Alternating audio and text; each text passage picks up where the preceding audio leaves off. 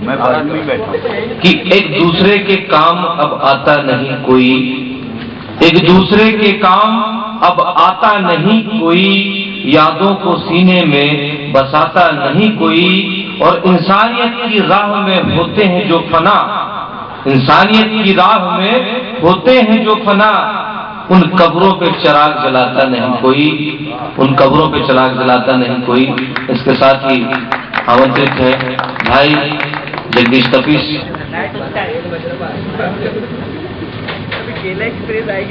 मित्रों, बिना किसी भूमिका के एक बात कह दूं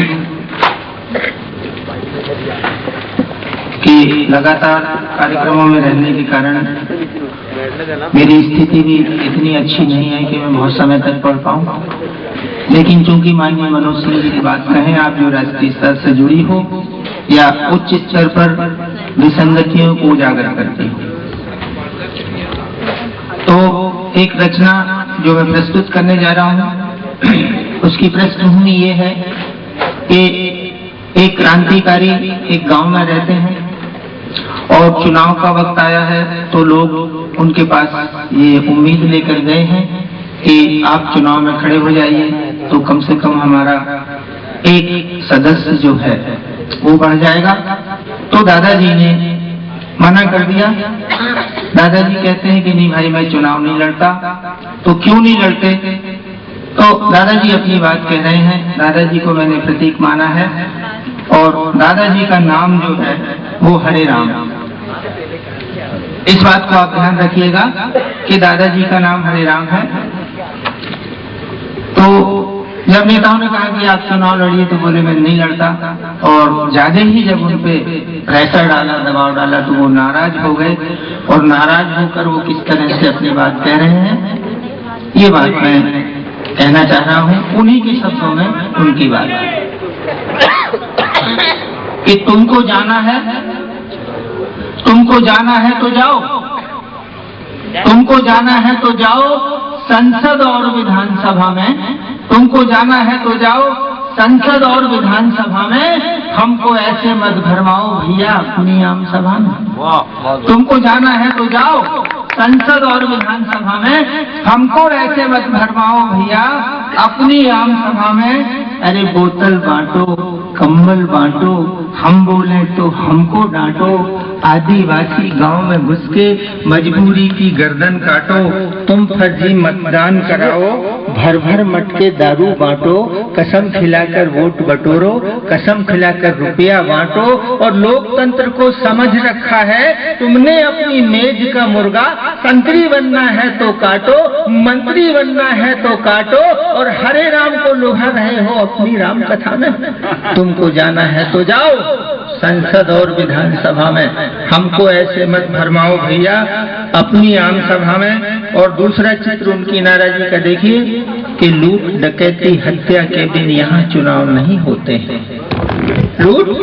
लूट डकैती हत्या के दिन यहाँ चुनाव नहीं होते हैं।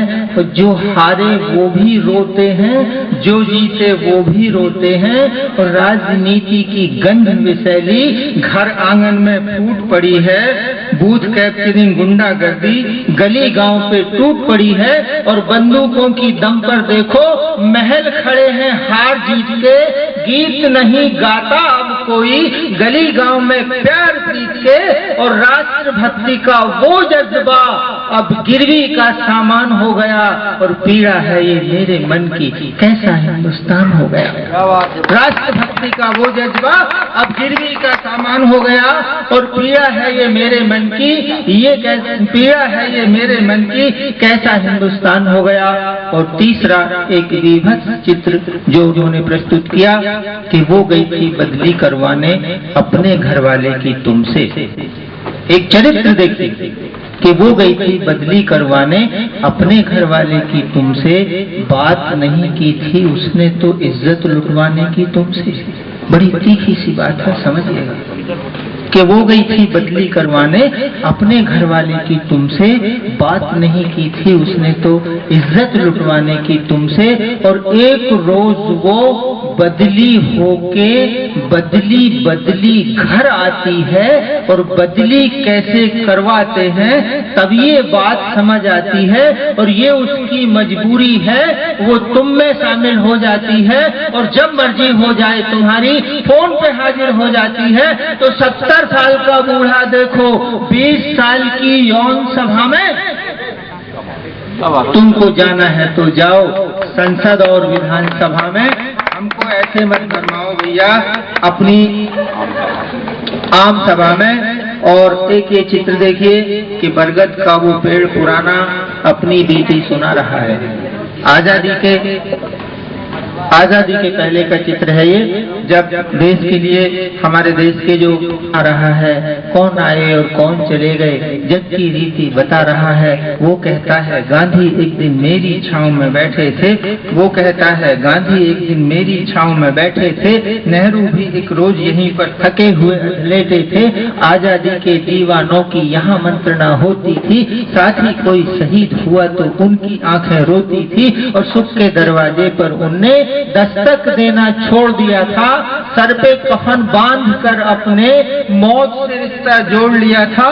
कुर्बानी रंग लाई उनकी, आखिर वो दिन भी आया है। और 15 अगस्त को लाल किले पर राष्ट्र तिरंगा फहराया है। तो वो दिन भी मैंने देखे हैं और ये दिन भी मैं देख रहा हूँ। ये कैसा परिवर्तन आया अपने मन में सोच रहा हूँ। अरे पहली सी वो बात कहाँ, अब पानी और हवा में। तुमको जाना है तो जाओ संसद और विधानसभा में, हमको ऐसे मत भरमाओ भैया अपनी आम सभा में। और एक समस्या जो हमारे यहाँ के गांव में एक आतंक है, नक्सलवादी आ गए और वो डर के मारे जो है शासन प्रशासन को सहयोग नहीं करना चाहते हैं। तो एक सुझाव और इसको मैंने उजागर किया है कि भय की बेड़ी पड़ी हुई है ग्राम वासियों के पांव में। नक्सलवादी की पंचायत अब भी लगती है गांव में, तो इनके बीच में जाकर पहले तुम अपना विश्वास जगाओ, इनके मन की पीड़ा समझो, इनके दुख में हाथ बटाओ। और आग से आग नहीं बुझती है, मत पानी में आग लगाओ। मानवता की प्राण प्रतिष्ठा इनके गांव में करवाओ और संविधान को खुली चुनौती, जो दे उनसे क्या समझौता, शासन से मांगे जो फिरौती, उन्हें मौत का दे दो न्योता और ढूंढ ढूंढ के गोली मारो इन बहसी मक्कारों को, जहां मिले जिंदा जलवा दो इन खूनी हत्यारों को। और इनको जिंदा रखकर अपने जीवन की मत बाजी हारो और गिरफ्तार मत करो इन्हें तुम सीधे काउंटर में मारो। गिरफ्तार मत करो इन्हें तुम सीधे काउंटर में मारो। और हमको नहीं चाहिए ऐसा, गिरफ्तार मत करो इन्हें तुम सीधे काउंटर में मारो। ये बात मैंने इसलिए कही है कि मैंने जिस दिन खबर पढ़ी है मेरा दिल भी रोया है। मैंने अपने मित्र भास्कर को बस्तर में खोया है और उनका भोला भाला चेहरा जब भी मुझे याद आता है, उनका भोला भाला चेहरा जब भी मुझे याद आता है तो श्रद्धा से मन भर उठता है, श्रद्धा से मन भर उठता है, श्रद्धा से सर झुक जाता है। इसीलिए मैं कहता हूँ कि इनको जिंदा रखकर अपने जीवन की मतबाजी हारो और गिरफ्तार मत करो इन्हें तुम सीधे काउंटर में मारो। और हमको नहीं चाहिए ऐसा कोई भी मजबूत तुम्हारा और सरेआम हत्यारे घूमे, ये कैसा कानून तुम्हारा। तो बात सुरक्षा की मत करिए हमसे आप हवा में। तुमको जाना है तो जाओ संसद और विधानसभा में, हमको ऐसे मत भरमाओ भैया अपनी आम सभा में। तुमको जाना है तो जाओ संसद और विधानसभा में। और अगर आप एक रचना और सुनाने का आदेश है। देश में जो झगड़े फसाद हो रहे हैं कि मंदिर के झगड़े, मस्जिद के झगड़े, इस पे मैंने कुछ कहना चाहा है और कुछ सवाल उठाए हैं। अगर आपके मन को ये लगे कि मेरे द्वारा जो सवाल उठाया गया वो जायज सवाल है और मेरी बात जायज है, तो जो श्रोता और हमारी माँ बहनें यहाँ बैठी हैं, मैं उनसे तो बस केवल तुमसे मैंने तो बस केवल तुमसे एक प्रश्न ही पूछा है। मैंने तो बस केवल तुमसे एक प्रश्न ही पूछा है। अरे है कोई ऐसा धर्म जो मेरे राष्ट्र धर्म से ऊंचा है? मैंने तो बस केवल तुमसे एक प्रश्न ही पूछा है कोई ऐसा धर्म जो मेरे राष्ट्र धर्म से ऊंचा है? और अगर नहीं तो आज देश में ये अलगाव कहाँ से आया? अगर नहीं तो आज देश में ये अलगाव कहाँ से आया? संप्रदाय का जाल खिलौना